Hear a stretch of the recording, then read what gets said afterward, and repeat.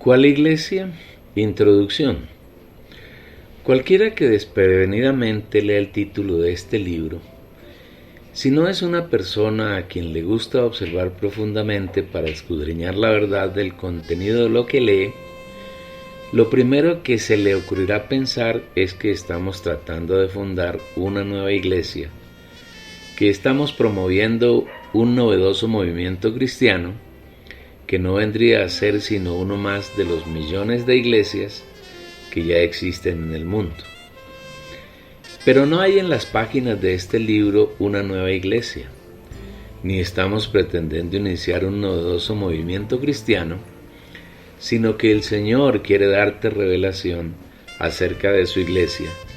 la que Él estableció, constituyó y está edificando. El Señor en su misericordia, en su amor por ti, no quiere que quedes al margen de su plan maravilloso, sino que desea que seas parte de él, que salgas del engaño en que Satanás ha sumergido a todos los cristianos, confundiéndolos mediante la institucionalización de millones de iglesias cristianas, cada una ufanándose por su lado de ser establecida por el Señor, pero que no tienen nada que ver con la genuina, verdadera y única iglesia que desde la eternidad estaba en el corazón de nuestro Señor y que Él manifestó el día de Pentecostés, y a la cual es indispensable volver si deseamos ser vencedores y reinar con el Señor en el reino de los cielos, que es el reino milenario, el cual está muy cerca de manifestarse plenamente. En medio de tanta confusión, tinieblas y caos, el Señor ha sido misericordioso con nosotros y nos ha mostrado el contenido y las características de la iglesia que Él estableció, su iglesia, y cómo se debe encender el candelero y ponerlo en lo más alto para que alumbre a todos los que están en casa y no debajo de un almud. Y además, como tú eres creyente, Hijo de Dios, nacido de nuevo y regenerado, el Señor quiere alumbrarte con las verdades que hay en la Biblia acerca de la iglesia y sacarte del redil engañoso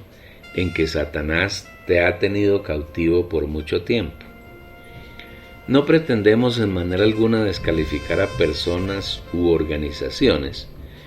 que durante muchos siglos han tratado de agradar al Señor y de edificar su iglesia, pero que por lo que se ve hoy, todos esos movimientos han fracasado, ya que casi todos se han convertido en una mercadería de almas, apoyando e impulsando a falsos creyentes que el Señor no ha incluido en sus planes. Han cobijado bajo su cobertura a falsos ministros que se han dedicado a falsificar el Evangelio y a enriquecerse a costa de los incautos feligreses que creen que están sirviendo y agradando a Dios, pero que en verdad están sumergidos en mazmorras de engaño, oponiéndose al Señor y sirviendo a Satanás. Es un absurdo y está fuera de la lógica humana y también de la lógica divina llegar a pensar que alguno puede, mediante su organización, agradar al Señor y edificar su iglesia, cuando la edificación es de exclusiva incumbencia del Señor, y Él nunca delegó a ninguna persona para que hiciera aquello que Él se reservó bajo su sola potestad. La obra de edificar el cuerpo de Cristo es una reserva absoluta del Señor, y aunque para hacerlo lo hace mezclándose con algunos hombres que había escogido en la eternidad pasada, no hay ninguna posibilidad que Él delegue en algún o en algunos hombres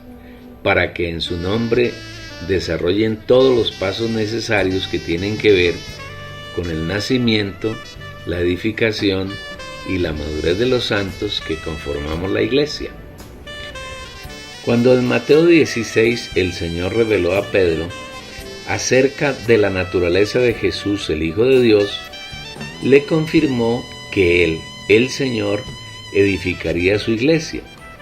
no delegó en Pedro ni en los discípulos esa responsabilidad, sino que se la reservó para sí mismo. Hoy el Señor está edificando su iglesia. Él lo está haciendo con algunos que, gracias a su misericordia, hemos escuchado su voz, le hemos abierto nuestro corazón y Él ha entrado en nosotros para disfrutar juntos de una ininterrumpida comunión y de un banquete en el que están incluidas todas sus riquezas, conformadas por la persona de Dios y por la obra de redención que Él efectuó para nosotros. El Señor está edificando su iglesia fuera del cristianismo degradado. Él ha venido a los rediles que son todas las iglesias cristianas, los dos catolicismos y los grupos protestantes o iglesias evangélicas, y ha venido a llamar a sus hijos para tener su único rebaño y alimentarlo y llevarlo a fuentes de agua viva, para que disfrutemos todo lo que el Señor es, todo lo que tiene y todo lo que ha hecho para nosotros. Si eres un hijo genuino de Dios, el llamado es para ti. No dejes de oír su voz, y una vez que la hayas oído, ábrele la puerta para que Él entre y tenga contigo una relación de comunión, de vida, de amor, de justicia, de santidad, y así puedas crecer, madurar, y en su venida puedas estar con confianza delante de Él, a cambio de huir avergonzado, y habiendo madurado, logres entrar en el reino de los cielos y disfrutar su presencia plena, desde ese momento y por toda la eternidad. El Señor Jesús nos ha guiado a observar la constitución y las prácticas que tienen en las iglesias de los hombres, y a compararlas con la constitución y las prácticas que, de acuerdo con la revelación suministrada por el Espíritu Santo y la Biblia, que contiene la palabra de Dios, la constitución y las prácticas que debe haber en la iglesia que ha sido establecida por el Señor. En el tiempo en que vivimos, Satanás, escondido en las iglesias de los hombres, hace grandes esfuerzos para impedir que el Señor lleve a feliz término la consumación de su plan eterno,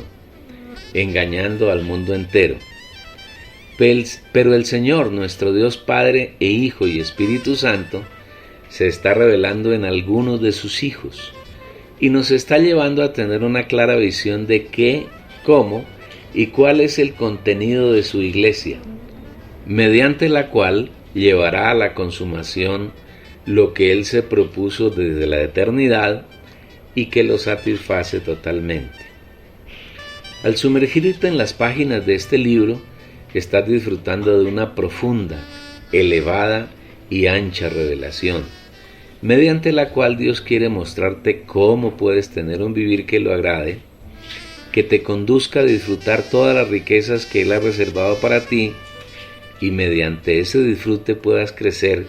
hasta llegar a la madurez, y siendo maduro tengas una amplia entrada en el reino de los cielos,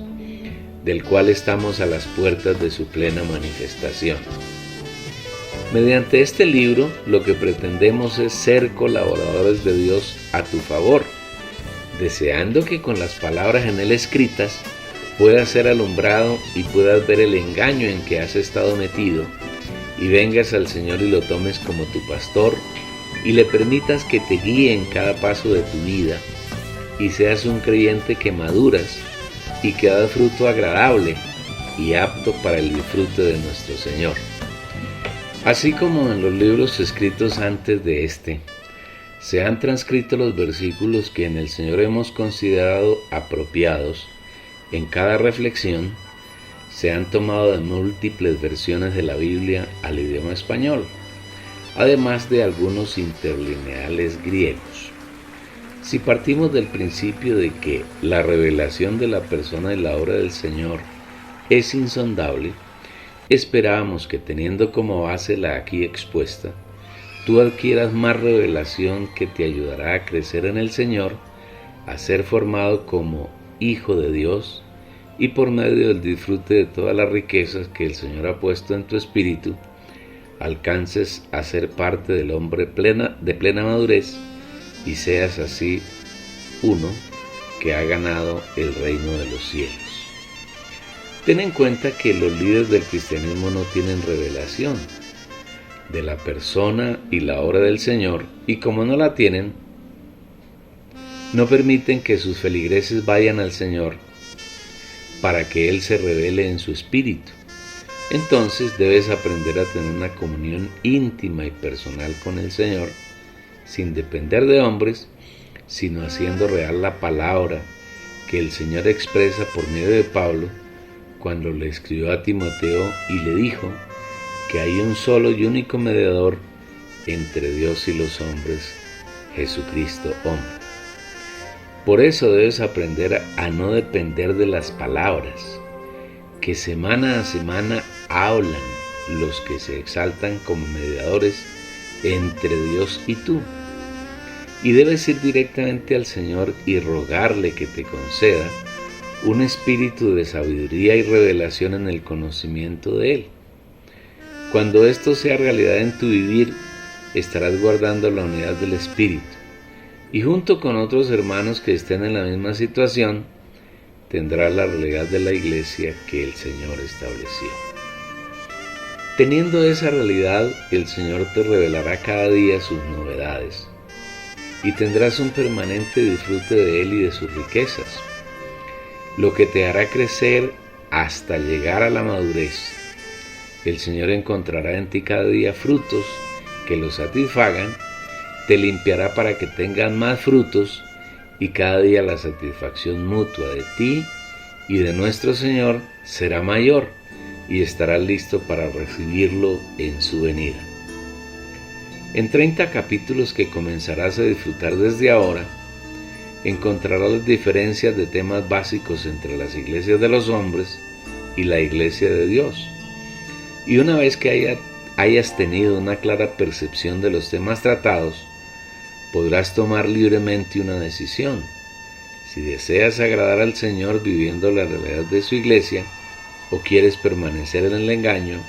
que Satanás ha desarrollado en el cristianismo a lo largo de 20 siglos. Los primeros 19 capítulos los hemos dedicado a hacer una comparación entre las cosas relevantes que las iglesias de los hombres, movidos por Satanás, tratan de imitar. Y en los últimos 11 capítulos hacemos una relación de los paradigmas que en el Señor debemos vencer para alcanzar la realidad de la iglesia del Señor y ganar el reino de los cielos. Es necesario aclarar el uso de los términos hombre y hombres, que es usado repetidas veces a lo largo del libro, y con ellos no nos referimos a género masculino, sino que lo usamos en el sentido que le da el Señor en Génesis, cuando afirma que el hombre está conformado por un par, varón y hembra. En el nuevo hombre en el cual estamos en el Nuevo Testamento, y que es la iglesia, no hay varón ni mujer, es decir, no hay distinción de sexos, tampoco de razas ni nacionalidades, sino que todos somos uno, porque lo único que hay en el nuevo hombre es la persona de Cristo. Hacemos esta aclaración para erradicar esa lucha de género que hay en el viejo hombre y la competencia desmedida que hay en el mundo, donde hombres y mujeres pelean con denuedo por demostrar la superioridad de cada sexo con respecto al otro. Todo eso hace parte de la naturaleza caída de la humanidad, pero no puede ni debe ser así en la iglesia que el Señor ha establecido, donde Cristo es la esencia, el contenido y la expresión en cada uno, sin diferenciación alguna de la que es habitual en la sociedad humana. Que el Señor te supla con sus abundantes riquezas.